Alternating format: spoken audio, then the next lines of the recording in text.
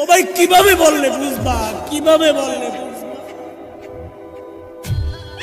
কিভাবে বললে গুনাহ ছাড়বা? বলো বলো।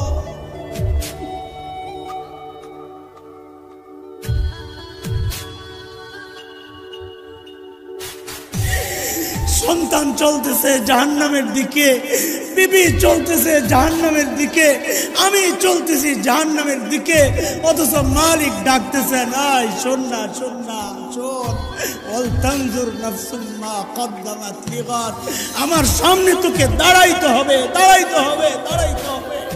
কি নিয়ে আসবি এখন থেকে চিন্তা কর, কি নিয়ে আসবি, কি আছে বুঝি বলেন?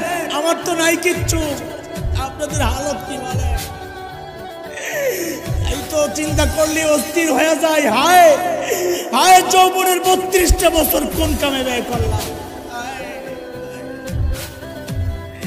প্রতিদিন যদি একবার করে সুবহানাল্লাহ পড়তাম, আমল নামায় কতগুলা সুবহানাল্লাহ জমা হইতো।